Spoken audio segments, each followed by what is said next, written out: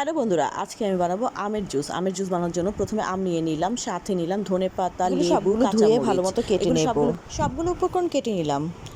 এখন একটি ব্লেন্ডার জারে কুচি করা আমগুলো নিয়ে নিলাম, সাথে ধনেপাতা কাঁচামরিচ নিয়ে নিলাম, লেবুর রস চিপে দিলাম,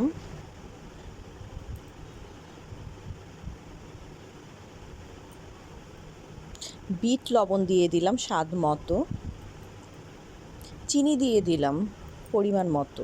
এখন জল দিয়ে ব্লেন্ড করে নেব।